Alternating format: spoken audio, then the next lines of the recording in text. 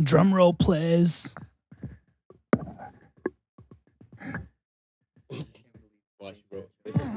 As if you fucking saved that joke.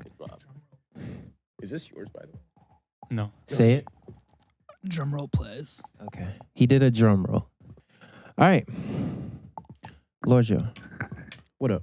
This is the second time here, man. Second time here, part Last 2. time we had a beautiful conversation. Yeah, we did. I don't really remember much, but we did talk about slavery. Did we actually? Yeah. we did. We talked That's about crazy. breath work. We talked about, Individuality. we talked about art. What? There's a few things I Art. want to touch again, and then maybe we'll see like how our perspectives change from whenever we last recorded, which I think was like November or early December. Yeah, It was late around there. November. Yeah. Yeah. Yeah, it's still snowing out. Y'all gonna have both to bring the mic close to your mouth, or Okay. I might better? have to. Hi. All right, cool. Well, I hate to do this, but you're gonna have to like reintroduce yourself. I hate introductions and podcasts and shit, but to the folks who don't know you, since you do make art and you probably want to do it for a living, you might as well, tell people, Shameless plug. What you do. Baby. plug yourself. Shameless plug. I'm gonna keep it short and sweet, to be honest. My name's Lorgio Nim. I'm a digital painter based in Ottawa, Ontario. That's still that's so trippy, the fact that this nigga's a digital painter. Why? Because it looks like the shit you do doesn't look digital that much. I mean, that's the whole point. Like, In my that's opinion. like that was the goal, right? When I Yeah. first started, it was just like I was so in love with particularly like Renaissance art, right? Mhm. So I wanted to recreate that digitally. It didn't start out that way, actually. It was more so like I found out it was possible to recreate that. Keep talking. I found it was possible to recreate that. And then I was just like, yo, if I could do this, how far could I take it? Right? So I just literally went all out and tried to mimic that aesthetic as much as possible. That's crazy. It's trippy. And if I remember correctly, it's like 3 years. It's been 3 years, right? Roughly? It's been going on 5, actually. 5. Going on 5. That's Yeah. But then like it's weird that you say 3 because like I started out with vector art, which is more, that looks a lot more digital because Yeah. the lines are a lot more refined and it's a lot more mathematical in the sense that, you could scale it up and scale it down as much as you want. Yeah, that's true. Yeah. So with this one, it was more so when I found out about it was around like 2 years into it. That's when I just switched over from vector to digital paintings on Photoshop. How was the transition? It was tough at first, but then like I'd gotten the basics down with vector because you still need to understand color and Yeah. proportions in humans, right? So that part was pretty much taken care of. But then like learning how to mix the colors now and try to get the right lighting and trying to play with that and make the aesthetic look as though it's like an oil painting, that was like a learning curve for sure. And did you say last time that let's just pretend that interview didn't happen so I don't have to say last time. Yeah, okay. You said you used like tutorials and shit, right? Or did you just Okay. So like if I were to go, like the ratio is probably 10% tutorials and then 90% just winging it, trial and error. Yeah. So that's what it was like. That's usually the best way. Oh, for sure. For Yeah. sure. Especially like for me personally. A lot Like of people, no courses or anything, right? No courses. I can't do courses. Because like what I found, there's no one right way to do it. Exactly. There's no one right way to do Yeah. it. So like I just looked up as many different turned on. tutorials as possible. And then I just, picked one thing from this person, another thing from this person. It's just sort of like meshed it all into just like my own little thing. How would it go about, like, how did you go about learning it? Like, was it like, because for me, the way I usually learn things is like, I'll have a period of you watch like a bunch of tutorials, you watch a bunch of informational things, and then you go into like applying it yourself for a few weeks or a Right. month or whatever, and then you go back. Because like sometimes I'll even learn like one little aspect. Let's say for music shit, I'll learn like a fucking new plugin or a new program or something, Yeah. and then I'll use that. I'll watch it as many tutorials on that same program as I can, Yeah. and then do as much music as I can with it over the next like weeks or months or Yeah. whatever. Is that how you did it? Like, did More you li- find out like one specific function? No, then- actually, depends on what I was trying to learn. So like when I was learning how to blend colors in the program, I watched one person do it for like, and I skimmed through the tutorials. I never sit down for them. Same I here. always skim through them. So I just like skimmed through this part. I'm like, okay, this is what they did. And then I just like shut it off, go to my computer and try to mimic that. I find it's not working. I'm like, damn, I might need to like go back to it and actually spend time with it. And when I watch the whole video through, depending on if that's enough information, go back, try it again. If it's not, then I look up somebody else and find out how they're doing it and try to like find a way to, again, mix it, blend it. Do you find yourself still going to tutorials often now, or have you gotten a grasp of it enough that like you're starting to just teach yourself shit for the most part? On the program side, no, because I know that program like the back of my hand. Like I know what I need to do and what I need to. That's so important, bro. Yeah, for sure. I know how to get the most out of it. But on a technical side of it, where if it's like, because I just started learning how to do environments, right? Because if you see a lot of my pieces, there's not much environment going on. It's very it'll be just like background and then the subject. Like I learned how to do that, how to like complete a piece with just giving it like a very abstract background. So now I just want to like take it to the next level. I figured, I might as well start doing environments. How's that going? Pretty good, actually. Like there's one piece that I just did with my first environment that I actually just publicly shared. Went really good. I'm happy with it for sure. That's good. It comes down to like, when you're learning something, I'm sure your experiences in music too. When you have something down and you get good at it, but it gets to a point where it gets repetitive and you want to challenge yourself more. So like exactly. So my way of challenging myself to like take it to another level is trying to get into environments. Yeah, something because you were talking about watercolor too, or something like that. I tried that one time. It was like a way of mimicking watercolor with the program, but my computer just couldn't handle it. It was just it's just too much. Like it's so random watercolor, right? What program do you use? Photoshop. Oh wow. Yeah. So that's crazy. That's crazy, dude. It's like so like the one thing that I really learned how to do is make my own brushes. So like that's an important one. It's a really important one because a lot of people, especially artists, I tell them, hey, like when they come to me, they're like, yo, can you show me how to do what you do? I'm like, I could, but then half of the work is literally the tools that I've learned how to make, the textures, the strokes, trying to mimic that. And that was literally time that I spent trying to make these brushes.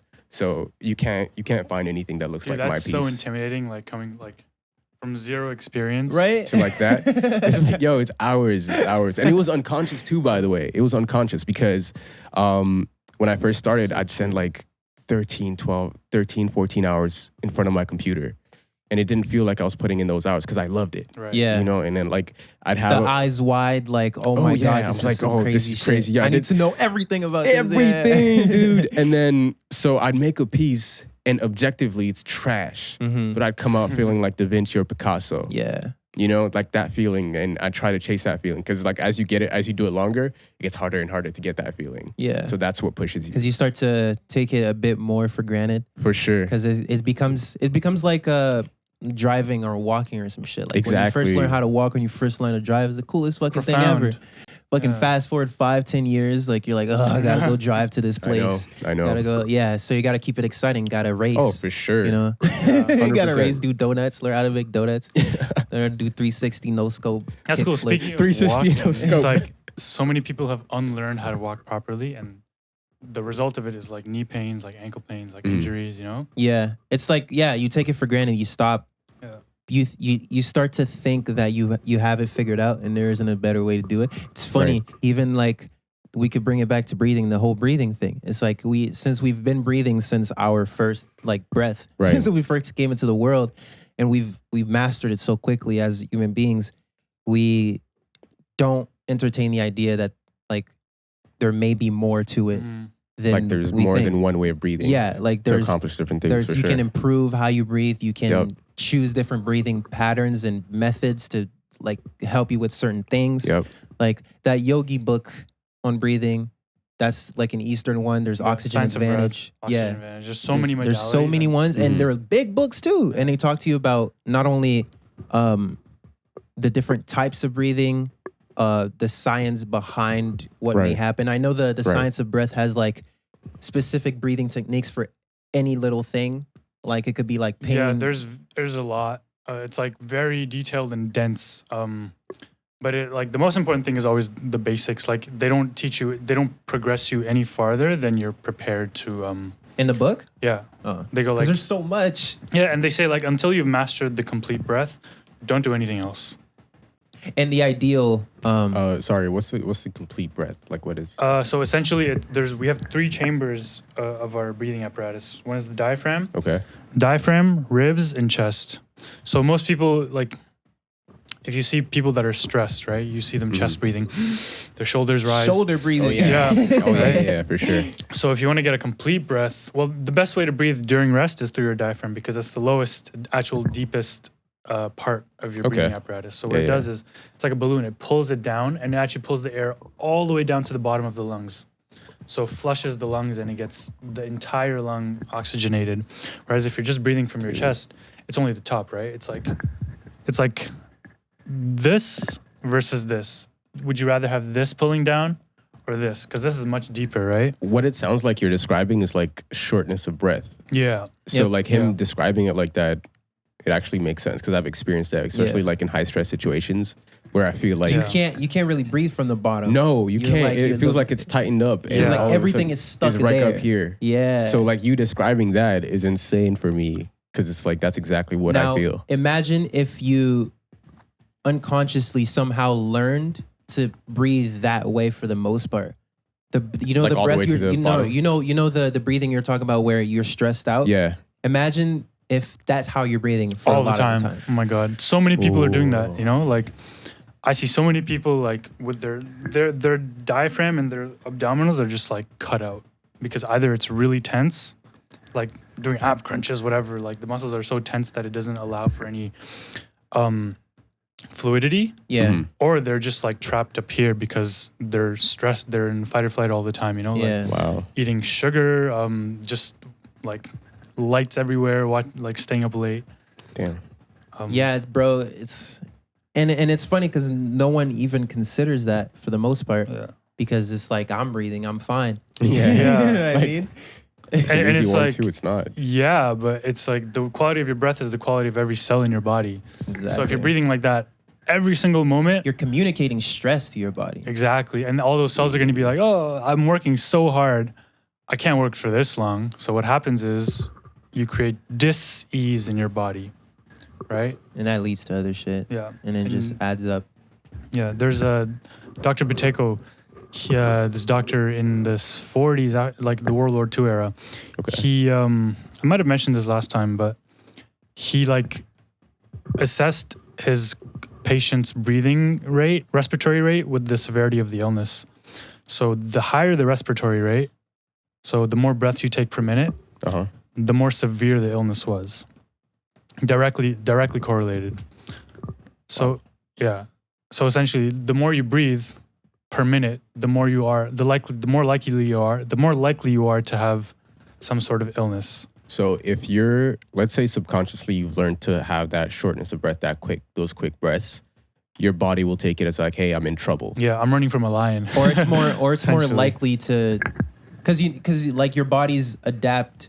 Your body is kind of programmed to always baseline, always find Right. a new or a new Homeostasis. A baseline. new base, yeah. So yeah, so if you're constantly, it's the whole idea of hedonic treadmill from episode 4. I don't know why I still remember that episode. I don't. It's our first video episode or whatever, and we talk about this thing of the reason that aspect of yourself of like just human beings where we always baseline.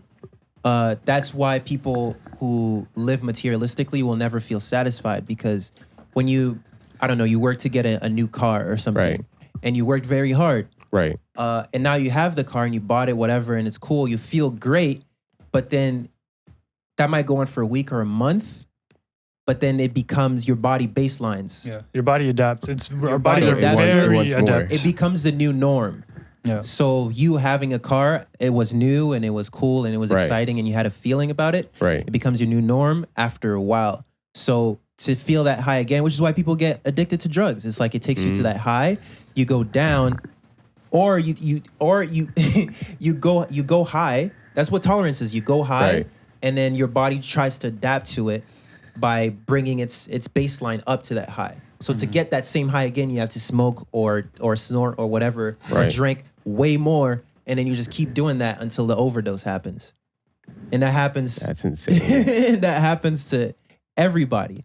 So when we're talking about that thing of like that shallow breathing and how you're constantly in stress, the reason why most people probably don't notice it and they think their breathing is fine is because that state of stress and anxiety becomes their baseline. Mm-hmm.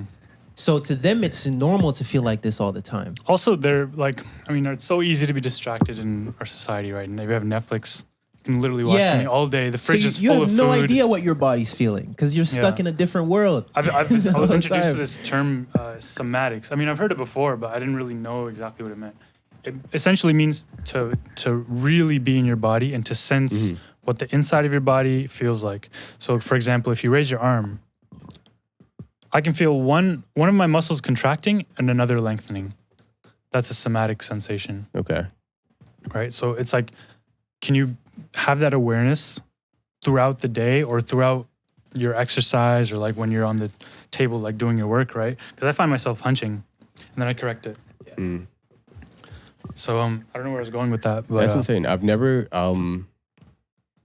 that idea of your body's constantly trying to find a new base. Yeah. It's crazy how you could apply that psychologically too. Because I always joke around with my friends and I tell them, because I'm a highly anxious person. Mm. So we always joke around with my friend. I'm like, hey, like if I were to lose my anxiety, I wouldn't know. Like my whole identity is based around me being anxious. It's my base. If I lose my base, I don't know like who I am. Mm. So that's insane. Like that's so funny. It's crazy. But as you mentioned that, it's crazy how like it sort of resonates across like both physical and mental states of being. And they feed off each other. Yeah. So I kind of want to get back to your work. So in terms of like business, the business aspect, are you offering commissions? Like, is there a method that you're using to support yourself financially or make it sustainable in that way? So there's 3 main sources of revenue. The third one is currently like under works. So right now there's 2 that are up and running. The first is prints. So I have like prints that I sell on my website. Oh, okay. People could just get either posters or canvas prints off of my site. The second is commissions, like you mentioned. So I usually do charge commissions. I try to keep it to a minimum, to be honest, because 9 times out of 10, when someone comes to me for a commission, it's something that I do not want to do. It's something that's just like out there or really just... No, dude, I know those. As an artist, it's like, it's like... Seriously, man. So I tell them, hey, I got like 2 slots for the month. Otherwise, I'd be drained and I'd hate this. The third one actually comes down to like collectors and people being able to purchase like one-of-ones. And that's been a sort of challenge, especially for a digital artist, because how do you make a one-of-one? Yeah, once it's on the internet, it's like you can copy those pixels. Well, that's the... NFTs. What do you think of that? I still don't understand it too much because like if you have an idea of what it is, because you're more in that field. I do actually. So like it's crazy. Do you want to hear a funny story? What? Like I first heard about NFTs. So it was one week. It was a Sunday. Was it a Sunday? Yeah, what's it was an a NFT? Sunday. He's probably we're gonna get to that. So like I first heard about it on a weekend, and then I spent like the entire week reading about it and trying to figure out like what it is. As soon as I got a grip of it, Friday afternoon, CTV hits me up. He's like, "Hey, you're a digital artist in the city. You want to talk to us about NFTs?" And I ended up doing an interview for them like a week later. Yeah. So if they'd have hit me up like a week earlier, I'd have been like, nope. What are you talking about? Like, what is this thing? It's too funny. So NFTs basically, to answer your question, are basically non-fungible tokens? Non-fungible tokens, that's what it stands for. Basically, think about it as proof of ownership and proof of authenticity. So basically, if I have a digital piece, let's say I have one, and I want to upload it as an NFT, I want to convert it to an NFT. So what I do is I hit up one of the NFT marketplaces, and I upload the work, and from there it gets uploaded to their servers, which works with blockchains, right? And blockchains, with cryptocurrency and everything, it's a method of proving that this thing that you've just uploaded is the real deal, and it's a one-of-one, and it can't be replicated. So that gives leeway to for people to come in and purchase this one-of-one thing. So think if cryptocurrency is the new currency, think of NFTs as digital assets that you can buy. The same way you could buy a house and real art with real money. You can use cryptocurrency to buy digital assets. And these things only theoretically can go up in value depending on the art, on who you bought them for. Obviously, That is so interesting because especially for It is. artwork, it's like because if you're gonna pay for artwork on the internet, like if you're gonna pay for artwork, number one, right. traditionally it's like I want it in my room or something, right? Yeah. But if I see it on the internet and it's like it's there for me to consume, like I could just screenshot it. Right. It's like what is the value in actually Buying. purchasing that? Yeah. So like that's gonna be like that's the hardest sell for people who are very stuck in their ways. The new generation, millennials, are embracing that shit. Yeah. Right. Oh, Like, dude, the amount of money I've seen. dude, 2 weeks ago, something was sold for $70 million. Yeah, people. People. Yeah, people sold a piece for sold $70 million. He's that guy who makes artwork every day, and he's been doing it for like maybe like 10 years or something. Around there. He puts some, he 10, makes 15 something years. and puts it out every single day, and has not missed a day for like 10 years. And he does like 3D, like actual like elaborate art. And basically he put up from day one to like the Day 5,000, I to think. the day like 5, something like that. Up like it's like one big thing, and it A has all the collage. pieces, yeah, Yep. collaged. And you basically, I think with NFTs they go on auction, Yep. and people bid Ethereum, which is a crypto, and it just niggas sold it for 69.5 something million. Yeah. Now here's the Dude. thing: do you just have 69? I'm retiring, man. He put up artwork the day after too. That's what's funny. Like he did. Yeah. It's That's not like awesome. he did all that and then just He was stopped. just like, He's like, all I'm right, good. back to it. Yeah, just You back to know? work. Jeez. And his reaction wasn't anything crazy either. It was like, all right, 69. Because here's the thing though. What do you do with that? Like, can you liquidate it? Can you? You can't liquidate it. Oh, So okay, no, the NFT or the funds that you have. the fun. Yeah, if you sell it for like people did for 69. So right now he could liquidate that and have 69 million. Jesus Christ. But he's not going to because Of course. yeah, 'cause why would Ethereum you? might go up. It might go Yeah. up and you're just making more money. Oh, man. Right? So So it's just definitely gonna go up. yeah, for sure. What do you think of that?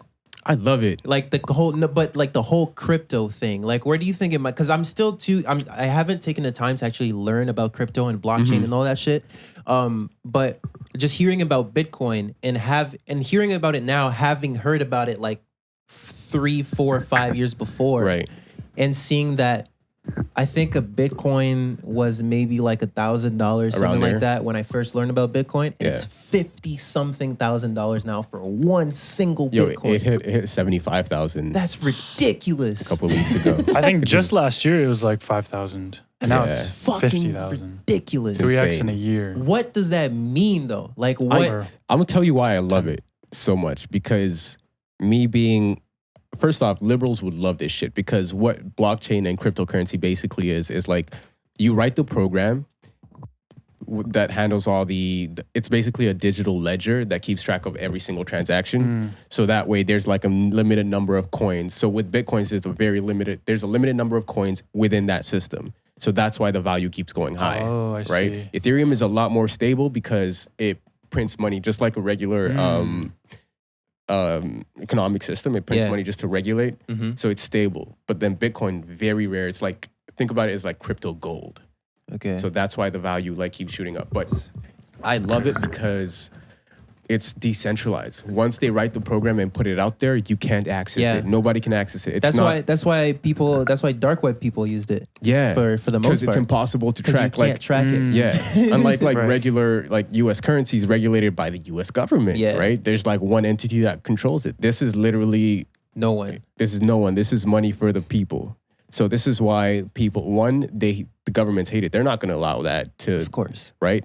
But then They can't stop it really. they can't stop it because just today, PayPal announced you can make payments with crypto. I saw that. Yeah. They allowed it. So, Visa's like- starting to use it. yeah. Holy shit. man. Yeah. That's So it's wild. gonna be with things like NFTs. Here's the thing. So it just so happens that art is the first thing to sort of gain traction with it because, like I said, it's digital assets and Yeah. artwork is the obvious choice for an asset. Of course. But then this is all going to trickle down to things like Anything. anything that could be an asset. So in the 10 years, when you buy a house, for example, instead of getting a deed, you get an NFT.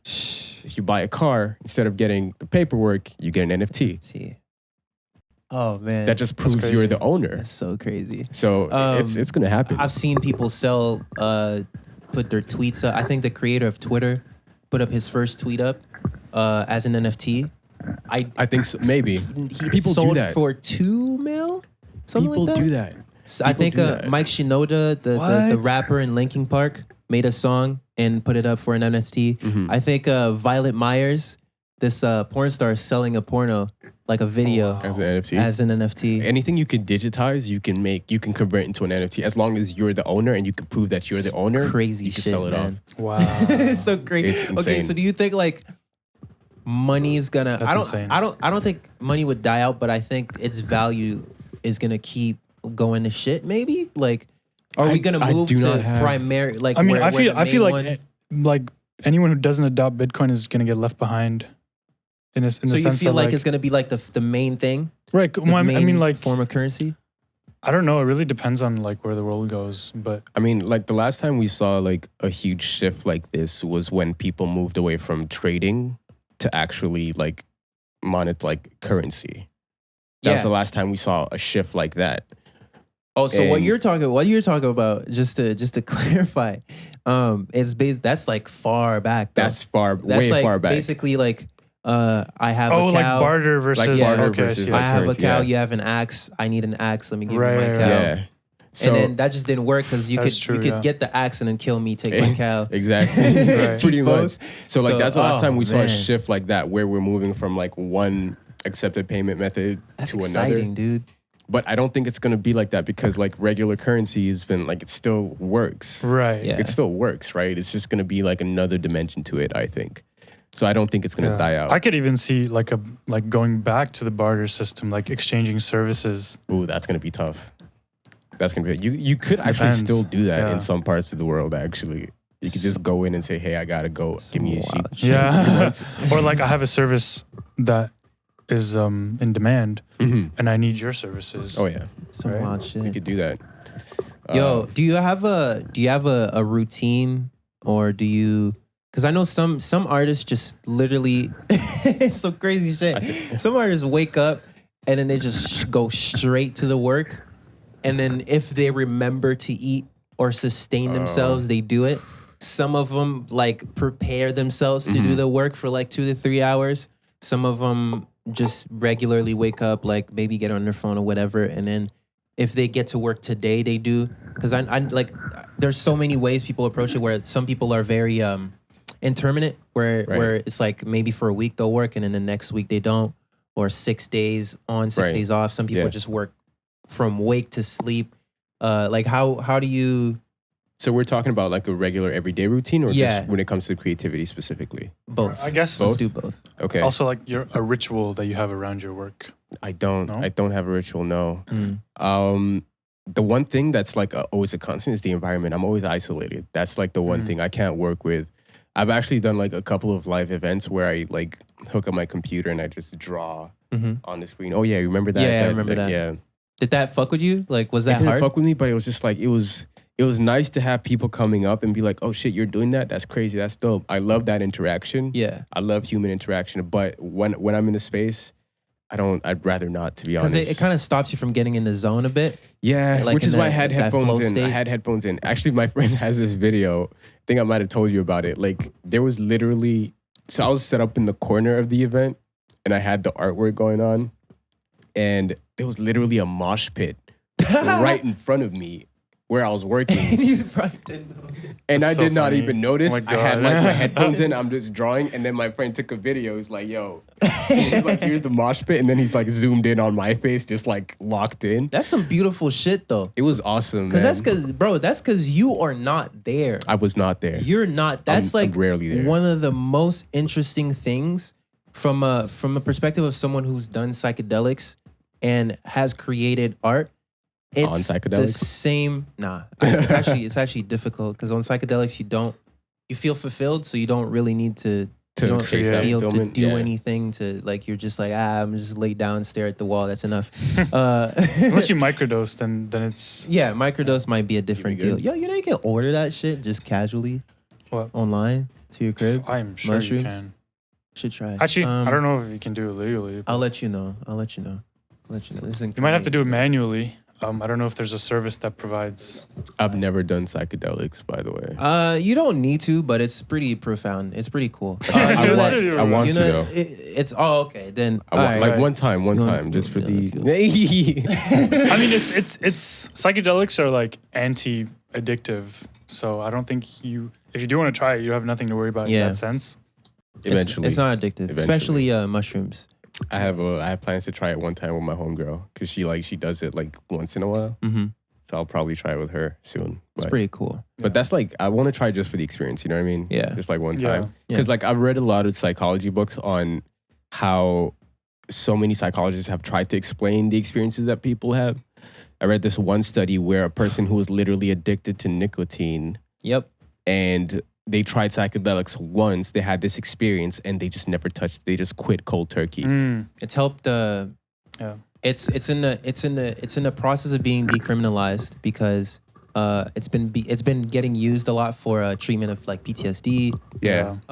Like trauma in general. And anxiety, even for depression. like cancer patients, cancer patients are going through depression and anxiety. That interests me. So like me, I'm the type of person, if something just sparks my curiosity, I'm not going to stay. Yeah, that's what happened with me too. It was like, man, I mean, it's a very mystical experience, right? It's like if you're It trapped is. in this world and like matter is all your like, next carved or like drugs, right? You're looking for something. That type of substance really just like takes you out of your body and directly puts you in God's face. The way I see it is like let's entertain the idea that this world is a game, right? You being a human, Earth, the universe is a game. Okay. And Earth is a section of the game or a part of the game, and being a human being is a game too. It's a thin slice. A lot of our pain and like suffering comes from the fact that we forget that. We get so lost in it that like we become overly identified with our avatar, with the character we're using to play the game. So let's say you're in GTA, it's almost as if you forget that you're playing Franklin in GTA. That's crazy. So you just So you're completely identified with Franklin. You think you're in this game, blah blah blah blah blah. Basically, what happens when you take a psych is it forces you out of it. It's like this isn't you, and which is where bad trips come in when people are so attached to their personality and themselves and their ego that they fight that feeling of like this isn't you, that the substance will try to get you to understand. Yeah. So it tries to take you out of yourself, and the higher the dose, the more aggressive it is, and the further back and the you more go, trauma you have that's like untouched, the worse It's quote gonna unquote be. worse the trip. Yeah. So if you have a bunch of shit that you've never taken the time to like sit down and deal with and face, it's gonna bring it all to your face, and it's gonna be like deal with it. Yeah, some people can have psychotic breaks. That's why, like, I think some people get PTSD from it. Yeah, legalization is legalization is an important step because that allows people to facilitate that process. Like shamans do this, right? Shamans have been doing this for ages and ages, and they know how to walk you through the process, even if you're having a negative experience. And those people are actually like very like they don't want, shamans usually live outside of like the town, or like they don't associate with like just you culture. need someone who's outside of it. Yeah, you need someone who's outside. Otherwise they kind of lose contact with spirit. So the higher the dose, the further back you are taken away. The more you are taken away from yourself. Right. To a certain point where you are destroyed. You, capital Y, you are destroyed completely. That avatar. Where like some people forget their name for a little while. Some people forget like where they are, who they are entirely. Jesus. That's like the ego death of like Lorgio gone. There's no Lorgio. This is just a fucking piece of meat. Watching yourself, watch yourself. Yeah. And then who's watching, right? You obviously, who's watching? And basically you start, and then you realize blah, blah, blah. And you're like, oh my God, everything is so awesome. And then you feel a connection with everything. Because that's our problem with humans, is we are self-conscious. Right. It's our strength, but it's also a big weakness. That's where anxiety comes from. It's the feedback loop of like, before you do something, you are stuck thinking about it until it's time to do it. So let's say on your way here, you're probably thinking like, oh man, what are we going to talk about? Like, do I look good? I'm scared I won't say Do I something look good? stupid. Will I look dumb? You know, I'm afraid to say something stupid. I don't want to, like, you know what I mean? Yeah. That's a very human thing. And then you may realize that when you finally have the conversation, you forget those thoughts entirely, and you just have the conversation. You move on. You forget you were even stressed in the first place. You don't even know why you were stressed. Yeah. You know. And I think that experience just takes you out of that. But all this is a tangent to bring you back to the art thing. When you're creating, you go to that same place, because I don't know if you've noticed, like you said with the mosh pit, everything that's happening outside, it's literally just you and the work are one. There's no Lorgio separate from the work, completing the work. Yeah. It's Lorgio and the work just like as one. 100%. And like, you don't notice time. You don't notice never notice time. People. You don't notice the mosh pit happening in front of you. That's crazy. Complete one-pointed focus. Yeah. Oh, yeah. And that's like, do you find that like you get in that zone often, or do you struggle to get there? Because that's a place where like a lot of the beautiful shit be happening, but it could be tough to get there sometimes because we have like real life shit where we have like shit to worry about. Recently, it's been tough, but I know why. It's because like I said, I've been focused on these courses that I'm trying to get done. Yeah. So that's been taking up a lot of my mental energy and trying to get that side of my life up and running. But I know like once that's calmed down and settled, I can easily go back into it where I just get lost for hours and hours and just create. What are you studying? I was taking real estate courses. I'm trying to get cool. I am getting my license because I just finished the courses. Damn, nigga, niggas gonna Gonna own assets.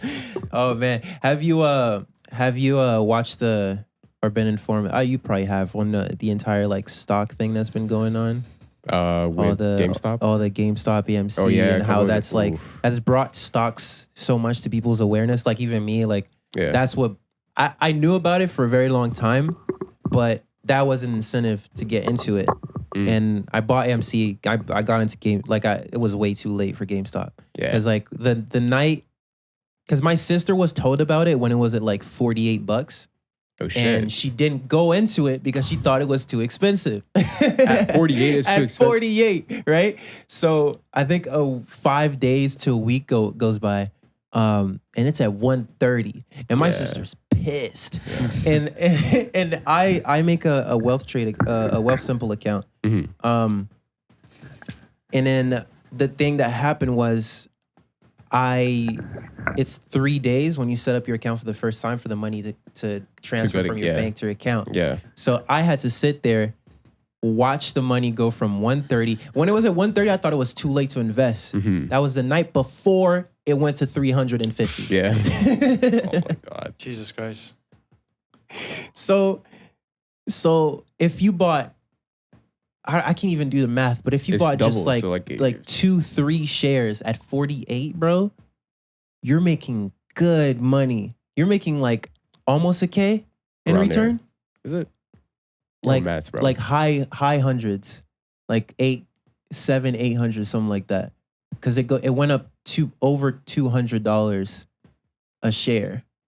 So yes, it's 600-700. It's around there. If you bought like 2-3 shares, it's around 900, 1,100. And the amount of people, because I watched Reddit like react to Wall Street bet shit. Right. And I've seen there's people who are like, yo, I'm able to pay my mom's medical bills from this. Yeah. Like I can pay off my debt with this. Dude, it's so crazy. Like that made me realize the gap in wealth. That's what is the biggest lesson in all this, is that those niggas in suits have been using and abusing that shit since it got invented. Yep.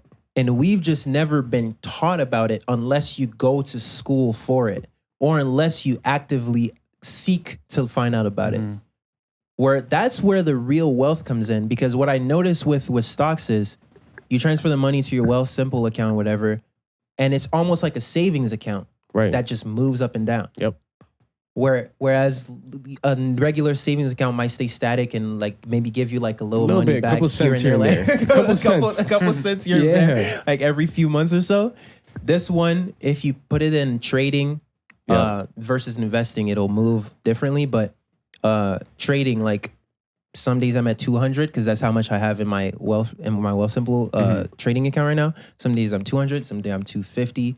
Some days I go down to 230. Some days I go up to something. Some days I go down. Some days I go. So it's like it's savings because I could take it out and liquidate it at any time. Yeah. But while it's there sitting, it could increase or it could decrease.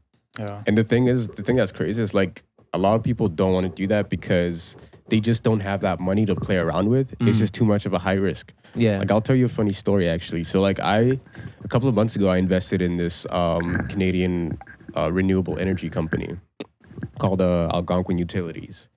And I was looking at their report before I invested, and like they seem pretty stable. If anything, they're growing, right? So I'm like, all right, cool. Let me put my money here, and let me put like a big chunk of my money here, and like it's renewable energy. I'm for it, right? A couple of months go by, it's actually growing at a decent rate. I'm like, this is awesome. And then here's where like the risk comes in. I actually ended up losing a big chunk of money because. You remember what happened in Texas when it snowed for the first time in forever? Like, that was the first time. That terrible thing. Yeah, that terrible thing. Like nobody would have expected that, right? Turns out this company that I invested in had wind turbines over there, so they just ended up being affected by that. Something that nobody would have ever seen coming. Christ. They ended up being affected. Turns out their returns are affected by like 8-9 million for the year. So the stock price just like plummets. I'm just like, fuck. Okay, so like at this point, I'm like, do I pull out or do I just keep in? If anything, I was like, you know what? Screw it. They're gonna bounce back. They're gonna fix them because that was money that I put in that I knew that I didn't need at the moment, right? Yeah. So I was just like, all right, I'll just keep it. And if anything, I'm probably gonna buy more. That way, it's gonna bounce back up. It's on sale. It's like, it's on sale. So I'm like, all right, just put in more. Just wait a couple of months, maybe a year, maybe 2, and just see how it goes.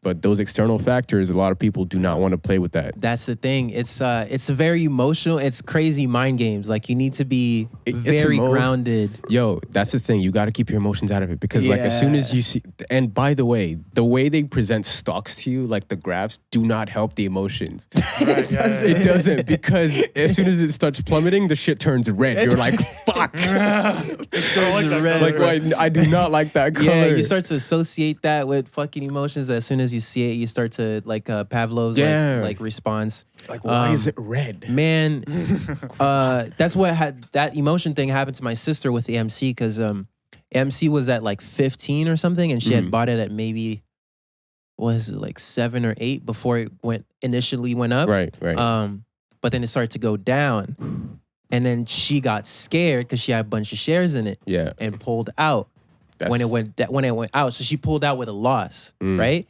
I had bought a few shares by then.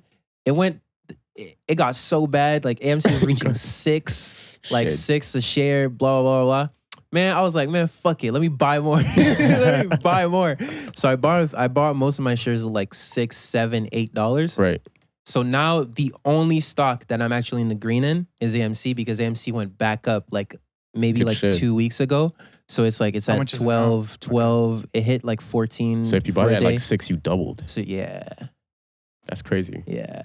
There's another one, IMMR, but IMMR is going down. They make the technology for the PS5 controllers. So that one's like a more long-term one. But the thing is really just emotions. Because 100%. when you put a lot of money in, when you see it go down. But what's funny is like people use that as a reason not to get into it, but they won't hesitate to buy shit they don't need, where they're losing money with no chance of it coming back up. Yep. So you go into stocks, you see yourself losing money, but you don't associate the fact that like if you buy a car, for example, you lose money the second you drive it off the lot. Exactly. Second. Whenever you're gonna sell it for exponentially less than what you bought it for. And it's funny how people will like approach doing those things as normal, but a low stock price going down, it's like with the possibility of it going back up is like no. I wonder then how's the market for RVs or like what's the RVs? Because it's like a place you can live in, right? I have no idea. But it's still a vehicle. So I wonder like, does it appreciate? Oh, you mean like because it's a home? It's a home plus a vehicle. I think it's a vehicle, so I think it depreciates because like it has an engine, it has like car shit. And it's just car shit, yeah. it's a car that you can live in. It's not a house that you can drive. Right. If you had like More. an RV, those RV lots, and you have one and you own one, that's different. Like, True. It's not Yeah. land per se. Yeah. Yeah. It's Yeah. just like a space to live. yeah, for sure. Yeah. For sure. So are you planning on doing an NFT anytime soon? I actually did put up one like a couple of weeks ago, and it actually went pretty well. So the place that I uploaded it, they have this process where they want to verify artists. Just to make sure that you're actually creating the work and it's yours. So you gotta, when you make the application, you gotta upload, a process video. You gotta upload samples of your work and a short story, maybe like 2 paragraphs of like how you got started and like what's the inspiration behind your work. And that's been under review, no kidding, for like 3 weeks now. Oh wow. So like I'm still waiting on them. As soon as like they verify me on their platform and their marketplace, because the thing is, if your shit is good, like they're actually gonna back you up because they want people to see all this valuable shit, right? So they're gonna like put you on the front page. If you post on your story, they're gonna share on theirs that has like close to like 100,000. Yeah, for Because sure. they must be growing too right now. Because it's in their interest too, right? If they push your work, and the thing with this whole industry is there's so many people that have bought and had cryptocurrency for years, but they just never spent it because you couldn't spend cryptocurrency. You couldn't buy a house. You couldn't buy a car with cryptocurrency. But now they have, artwork that you could buy. Right. They were like, yo, let's ball out. Plus the pandemic made it resume. Because the AI economy is like on its way now. Oh, yeah, for sure. But Because it's harder to organize events and shit Yeah. where collectors can come For see sure. artwork. But yeah, it's in their, honestly, those platforms, those marketplaces, it's in their best interest to find dope artists and push their shit, right? Because if they always take a cut out of it. Oh, by the way, you're going to love this, by the way. I forgot to mention, when you upload an NFT, you can set royalty fees. So basically, so this is a game changer for artists. That's interesting. So if let's say you upload, a track of yours and you want to sell it for, let's say $1,000, right? You sell that track for $1,000, you could set your royalty fees initially when you first upload it to like 10%.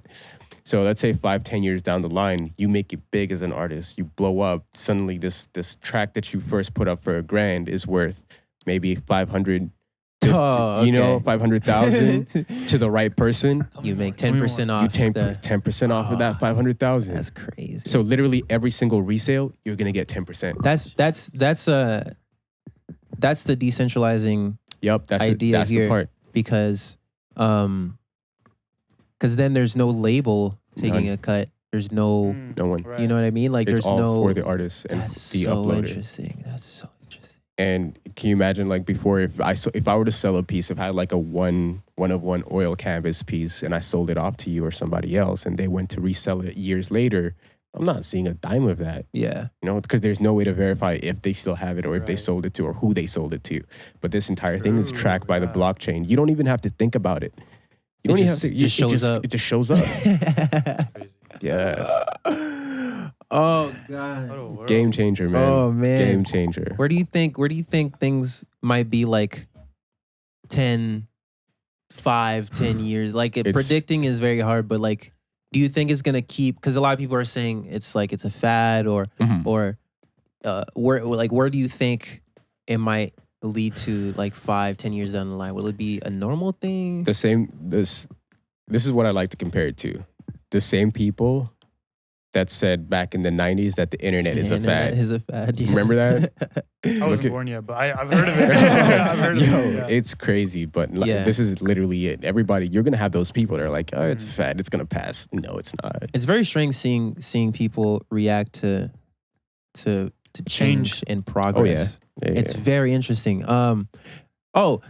What's up? Funniest thing. Have you seen the LIL NAS X shit that's been happening? I haven't the seen shoes? the video. I haven't seen the shoes or the video. I think both. I've seen both. To me, it's fucking awesome. I just love that I have type not of seen shit. it. So I've seen the reaction to it though. you haven't seen the video? I haven't seen the video. Basically, just to spoil it, is like I'll probably put a clip. The whole idea behind it, which I find was pretty like straightforward enough for me to understand, is him basically kind of like coming out officially. People have always known that he's been like gay and shit, but he has never really made it a outward Explicit. statement. He's joked about it on Twitter a few times Yeah. and has like talked about it, but he's never really made any art or anything really directly talking about it Right. or showing it. So basically there's the video kind of expresses that where he's, I don't remember too much, but he's basically on his way to heaven and he kind of like he pole dances his way down to hell and Really? it gives Satan a lap dance. And it's the whole idea. It's the whole idea of, according to most religions, homosexuality is a sin, Right. and it's a very golden ticket, a big golden ticket to hell, Right. according to those scriptures and shit. Mhm. And what that has done with people who are queer or homosexual is that it's created this complex in their head where they feel this way, they can't control themselves feeling this way, Right. but according to society, they're doomed to burn eternally after they die.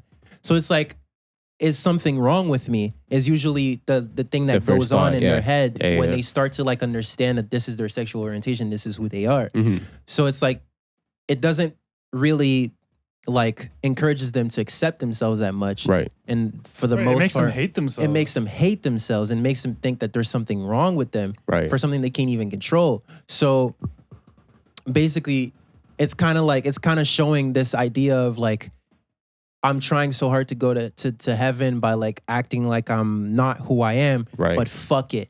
I'd rather go At to a certain hell. point, it's like, fuck it, I'm a pole dance my ass to fucking hell, and I'll fuck Satan too while I'm at it.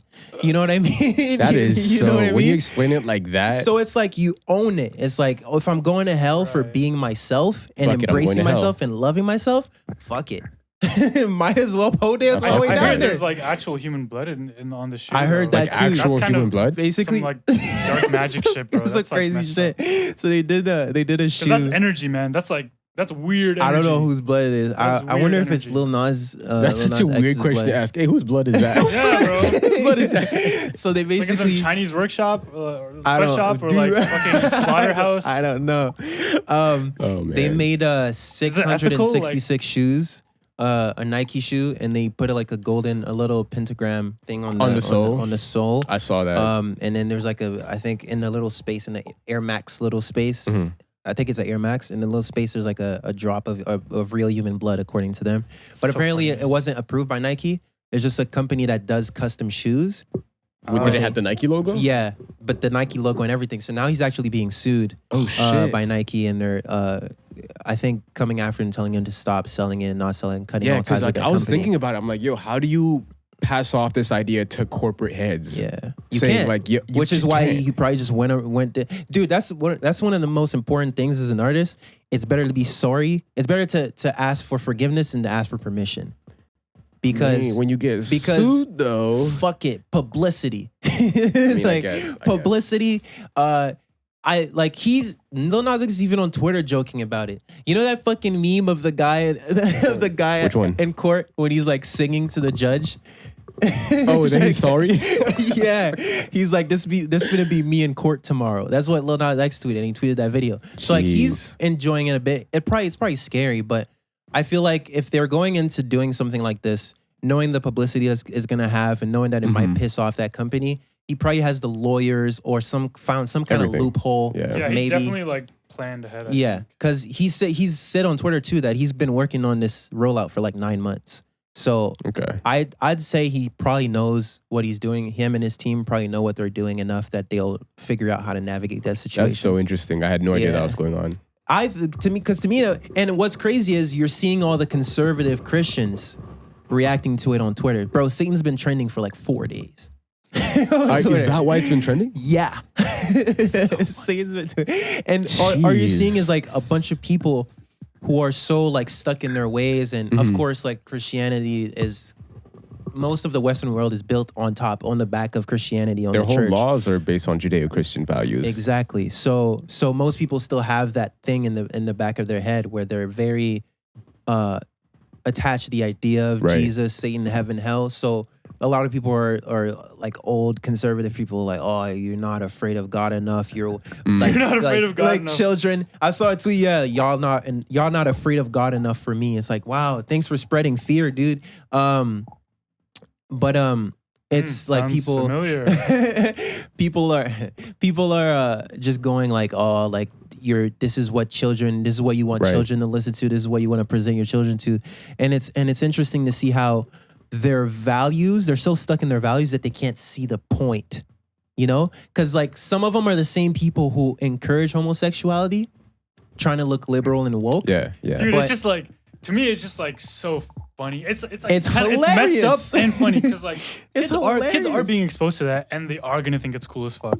So in that sense, it's kind of like, could you have not done it a little bit better? But also, it's like it's so polarizing that you can't ignore it. Right. Yeah, because that's the thing too. That's what's so genius about it is that it got the attention. Mhm. And I'm pretty sure if you plan to roll out for 9 months, you better make sure it pays off and your song gets It's sure. just like For sure. destruction, though. It's Yeah, like, I fucking let me love that shit, dude. That's like why I'm alive. You know what I mean? Destroy. That is like So the seeing biggest that- fuck you. Oh, dude, Yeah. that's what was so cool about that video, and it's not even about like advocating for Satanism or anything against like Jesus or Right. heaven or Right. hell. It's just taking that tool that people have used to make people hate themselves for hundreds of years and shoving it back in those people's face and being like, "Fuck you." You know, like It's basically I am like- who I am. That's it.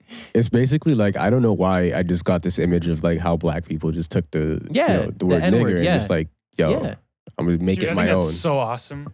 Like to make it your own, so that Take the power away from take it. the power Yeah. away from them. So even if they say it's like sick, I do it too. It's like- like damn, I got Yeah. nothing to hold on to now. And it's one of the most beautiful things to see people do because it's such a scary thing, and For it's sure. it's very simple, but it's just like the programming that's been that is done for your entire life. Yeah. You don't even consider the fact that you're already free to accept who you are. You're already free to be who you are. 100%. Make new meaning. And like change, offer a different interpretation. What if Right. Satan likes lap dances? What if Satan just wants to have a little sex here and there? Whatever, you know? Jeez. What if Satan is gay and that's why you go to hell when you fucking? What if Satan's just the shadow of God? Or what if Satan's God's left hand? You know, like it's and that's the thing too about scriptures is they're so ambiguous and they're written in the context of a specific time, and Right. time in society, like society when the Bible was written is not the same as it is now, This and is it's written by people. and it's written by people. this is like one of my biggest, I guess, conflicts. Not even conflict. There's more challenge to religion. It needs a software update, basically. Yeah, That's dude. what it needs. It's because like it's written for a specific time for specific people. Sorry, and some of those things, a lot of those things, do not apply in today's world. My favorite example is the Bible. There's a scripture that teaches you how to treat your slaves. Literally, there's like, yo, make sure you love your master. That's That so way you funny, will go man. to heaven. I promise you. I'm 'Cause it's like paraphrasing. clearly that is not God's word. You know, it's like Yeah. some priest was like, "Oh, gotta make some money. yeah, Let me dude, it's, manipulate people." it's insane. So like, dude, it's one of my favorite things to bring up to religious fundamentalists. I don't have any problem with religion or religious people per se, but like if you're gonna take it and make it a dogma and believe every single the word, dogma. the dogma's a fucking problem. That's a problem. Like 'Cause- that's my favorite way to challenge somebody. I had somebody that came up to me, a Jehovah's Witness, came to my house. They're the worst. They're the worst. They're like, "Hey, do you believe in God?" I'm like, Dude. "All right, you know what? I got time today." yeah. Like, I got it. Let's talk. Talk about it, nigga. We talked for 45 minutes at my front door, and this dude. You didn't even invite him in? No, I was like, yo, at my front door. You're gonna stand there. You're gonna listen to my Oh, questions. man. This man had zero answers for me. And Zero. usually they fall back on like that's how it is, or that's what God says, that's what Jesus said, and that's it. Like there's no like Right. logic They behind it. None. Default their And thinking. and it's so funny because from our inquiry into finding out what love is and what love means, a big aspect of love is the idea that you're capable of letting go. You don't Right. truly love something until you're capable to let it go fully. Right. And from a romantic perspective, a lot of what people think is love is just attachment. It's just you got used to the person, and maybe the person is a key that brings you into love, Right. but you fully identified your ability to go into love with that person, and you think that without that person you cannot find or feel love at all, right? Right. So this idea of being able to let go is the most crucial thing I think anyone could learn, because you see what happens when you don't have that It's insane. capability. You see the crusades, you see the way that people have tried to kill so that their own belief system gets accepted. Right. Because they're so unable to just like loosen up and let go of what they believe so much that they can't even see the similarities between other cultures and religions with Right, theirs. right. Like if you try to actually spend a week reading the main text in every main religion, the patterns are Same so shit. fucking explicit. Yeah. Dude, I was reading about fucking death in Mahayana and Hinayana Buddhism, and it's funny because they do have an aspect of the afterlife. You get judged Mhm. and punished based off your karma before you get a rebirth. They just add the aspect of rebirth where it's not eternal. The hell isn't eternal. Right. And it's funny because in the Quran, it's the same thing. Hell is not eternal. It's just purging. It's just like your parents putting you on timeout when you did something bad. Mm. It's like once you're ready to do better, or once you learn your lesson, or you do literally like going to jail. Once you do your time, like you're rehabilitated, you get another chance. Or I think I haven't read the whole book, but I think once you actually like learn, you don't go back. According to Islam, I don't think you go back to being a human. I think you just go back to paradise once you've learned your lesson in hell. But except like based off your time on earth and the evil you did determines how long you spend there Right. before you go to paradise. Mm. And Buddhism says the same thing. Christianity says the same thing. Judaism probably says the same thing. I haven't read their text, so I won't say it for sure. And it's funny because those people are in conflict with each other when all of their scriptures are saying the same thing. Mm. But it's just they're so stuck and attached to the text Your dogma. that they can't let go enough to see or hear what the other person has to say. And the whole point of those scriptures is that teaching, Right. the love. And it's so funny. It's so funny to watch. Dude, Carl Jung literally spent a decent portion of his life. He was a psychologist back in the 50s. Well, technically throughout like the early... I don't know who Carl Jung Oh, you know, is. okay. My bad. I need to read Man in the Symbols. I'm Carl gonna read Jung? that. Carl Jung. Carl Jung? Yeah, Carl Jung. Jung. I need to read. wait. Have you read any of his books? I've read Archetypes in the Collective Unconscious. He was like he went deep into that shit. So, dude, this guy was okay, so like you see how people... Well, okay, I won't say... Well, let's go with Freud, for example, right? Freud and his work on, you know... A lot of his stuff was like bullshit because this guy was on cocaine half the time. He when was came up mainly with, like a very sex. very like based. everything came back to sex and your mother basically. But like one of And his it's very ideas, limiting, right? It's a lot, very so limiting. much about, like, and like he was seduction, also a like- very arrogant person because if he had an idea, he would stick to it, and like he would not even try to challenge it himself. Or if his colleagues try to challenge it, he just shut him down. It's like, no, I'm not. Exactly. So I bring up Freud because one of his earlier works had to do with people's childhood and their and how it influences who they are as an adult. And in psychology, that was unheard of at the time. But now, if I told you like, hey, the way you are right now might be linked to childhood trauma, that's common sense. That's yeah. common Given, sense. yeah. But at the time, it was just like, it was unheard of, Yeah. right? So I feel like Carl Jung, in that sense, is like a thinker like that. Mhm. Like he's a person that was so ahead of his time. Yeah. So he basically, there was a period of his time where he looked at so many different religions and noticed specifically symbols across a multitude of cultures and times as well.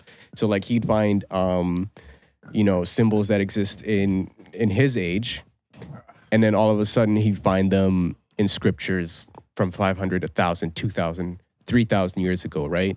A lot of So things that crazy. were just That's so common throughout. Now, somebody might say, hey, that was just lost knowledge that we're just now regaining. But he just looked at it as like, no, there's a deeper meaning. There's like a more collective meaning to it. That's where, collective unconscious. Collective unconscious, exactly. So I've read that book. I've read, that's Viktor Frankl, Man in Search of Meaning. That's Viktor Frankl. Oh, is that okay? I think that's the one I have on my list. Yeah, because he's a very interesting guy. Have you heard of the Red Book?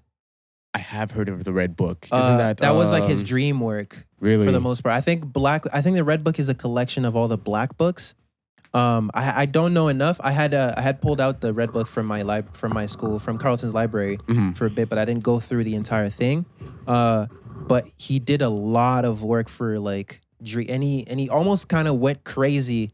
It's just got consumed by it so much. Yeah. Where basically like he would draw like reoccurring figures that would visit, he would see in his dreams. Right. You probably know more. Just the whole idea of dream analysis came from, or I don't want to say came from him, but got popularized from him. Yeah. In psychoanalysis. And it's, oh man, the whole idea of the shadow is very interesting. I love that. That was so genius to me. That's like, correct me if I'm wrong, because you might know more. It's like knowing you're capable of doing very, very terrible things and choosing not to, like knowing your dark side and like fully acknowledging it and implementing it within you, just so you know that you're capable of it. Yeah. Yeah. So like that's such a huge thing, especially for me personally in my life. Yeah. So there's this book called Ordinary Men. I'm going to tell you about it. So basically it details this battalion in World War II where they grabbed a group of farmers, just regular everyday men, and they just brought them on board to go occupy Poland. So it was German farmers, go occupy Poland. So like they're the people, so they're the people who would come in after like the real army had come through and like basically conquered that area. So they'd come in to occupy the space. So like most of the legwork is done. All you gotta do is just keep the order. That's it. So these men went from zero training, maybe like a week, but then not enough for you to be like in the army. Yeah. So they went from regular everyday guys, never killed, never done anything sinister, to being able to take pregnant women into the woods and shoot them in the back of the head. Right. So it details that whole transition. So for me, that just says Ordinary Men. Ordinary Men. That's why it's called that. So for me, it shows that, hey, people that I'm more afraid of people who say that they're inherently good, like they're good all the way through. It's just like, no, you just don't know what you're capable of. Exactly. Because being aware of that, the shadow self, and knowing that you're capable of being a terrible human being, but choosing not to, there's power in that. Yeah. And you can always tell when somebody is, aware of that darkness in them, but then chooses not to. You're more likely not to do the terrible things if you're aware of them. That's where, by the way, sorry to cut you off. No, that's cool. But that's where crimes of passion come from, right? Because there are people that are not aware of what they're doing, and then all of a sudden suppress, and then something just sets them over the edge. They borderline black and then the out. shadow takes the driver's wheel. Exactly. Yep. So all these things that you were trying to suppress and keep down take over. So the way to prevent that from happening is to be aware of it and borderline integrated. So that's what Carl Jung was talking about, the integration of the shadow, is make that a part of your personality, but then always choose not to. So that's why I always have a problem when people are like, yo, you're such a good guy. I'm just like, I can't accept that, because it's like, yo, I know I could be a shitty person if I wanted to. I know I'm a terrible nigga inside. Yeah, I'm a terrible nigga. So like being able to do that internal work and being aware of just how shitty you're capable of being. So that's why I always recommend Ordinary Men, because the way to read that book, it's so detailed. The way to read that book is to go through the details and not look at it from the outside looking in, but then put yourself in these men's shoes. And it details... Yeah, because people can separate themselves from it and be like, oh, they're crazy. I would never do that. Exactly. So if you read it in the perspective of, putting yourself in their shoes and being in the circumstances and the situation that they were in that forced them to do those things, ask yourself the question, if I were in that place with those same situations, how would I act? Would I act any differently? There's something to be said about like having awareness of the polarity Oh yeah. So you're actually able to make the decision and you have awareness. Yep. Whereas in that sense, it's like, oh, I am just this, so I don't have any other option. For sure. I think Jung's the one who's Jung's the one who said the tree can't grow to heaven unless its roots fucked it up. Roots reach hell. Yeah, the tree can't grow to heaven unless its roots reach hell. Yeah, there's a balance to be had in to be non-dual. You have to kind of master both sides. 100% of the yin and yang thing. 100%. That's how you become a more complete individual. Yeah, because you cannot not have that darkness. It's impossible. Because you're a human being, bro. Like by the time you're like 14, 15, like you've already seen some shit. You've already like suffered a bit enough to understand that like, yo. That's why I'm saying like I'm more afraid of somebody who says, hey, I'm a really good person. I would never do some of these things. For me, it's just like you're just a time bomb just waiting to go off. That's what's so funny about virtue signaling, like the social media. God. Yeah, right. Social media That's activism. A very good point, actually. It's what's so funny because I read this in a book and it helped me a lot because around that time I was going through a whole like thing of I was experiencing the benefits of deep spiritual work where I was meditating so much that like it started. I was being too out about it, where I was like, oh man, look at me, I'm so fucking high and here all the time, better than everyone else, and I'm so spiritual, blah, blah, blah. It wasn't like I was acting like that. It was just like in my head. That's was what like, it felt like. It's like, yeah. It becomes a new identity. It becomes, your ego adapts and like forms itself around it. So I read, literally the book has, the book kind of has something to do with that, where it's basically this, the monk, I actually bought it with you and Paloma. Oh yeah. It's a very old book, and it's about Which book? It's called The Monk. I could just show you a picture. I didn't finish it, but there's this quote in one of the pages that says, "Vice is the most dangerous when hiding behind a mask of virtue." Oh. And that's kind of like a summary of the book, where it was like this priest who was like celibate and was like famous for being so pious and so virtuous, and basically this woman kind of like seduces him into basically like having sex and like really just fall, like basically his downfall. I don't know by who, but it's called The Monk. I'll get the title for you, and I'll okay. So funny, it's like on my phone. It's like if you live in a Sharia state, you know, where all the women are covered head to toe. You see an ankle, bro. You see that shit? That shit gets you, bro. You know? And that's the thing about baselines. That becomes enough. Yeah. That becomes enough. You're like, ooh, those ankles. Like it doesn't go away. It's just actually it's even worse because it takes less for you to be aroused. Like you're so sensitized, you become sensitized. All that happens here is we've become desensitized to the idea of people showing skin.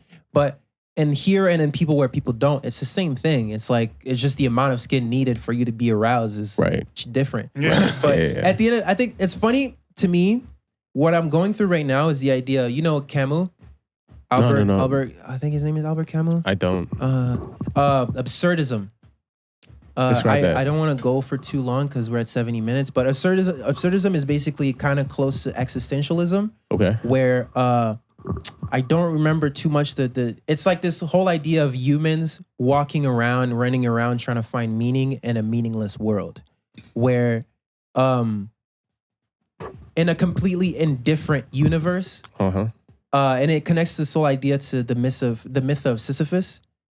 If you know the guy who was it's a Greek mythology. This guy who tried to basically cheated death, and because he was so obsessed with getting immortality, he cheated death because when death, I think twice, and basically as a punishment, the gods kind of gave him this sentence where he had to roll this boulder up a mountain for eternity.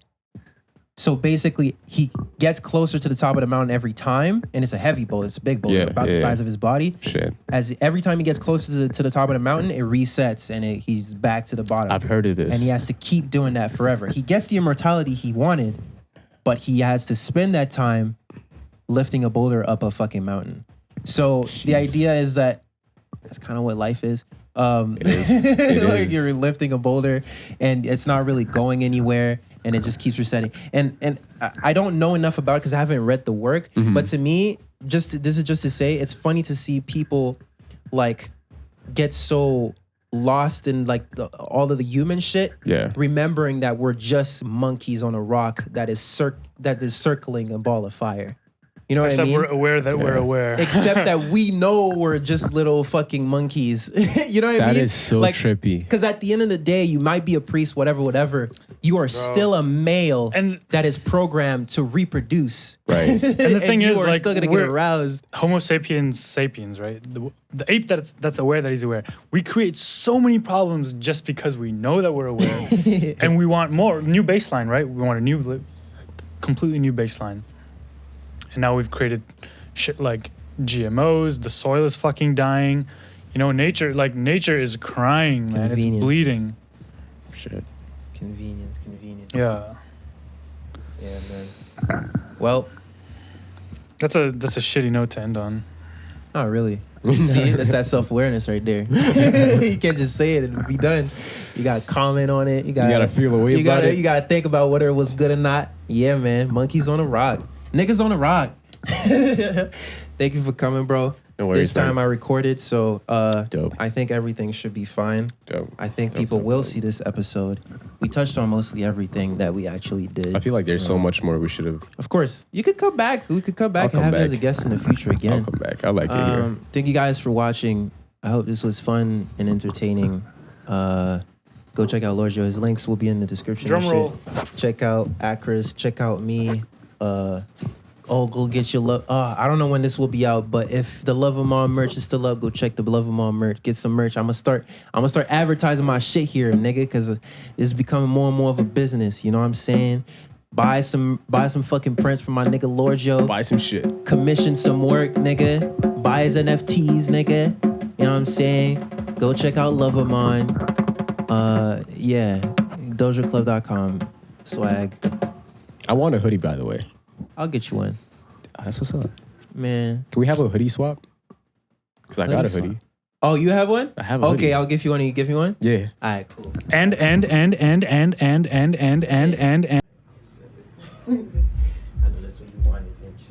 Ow.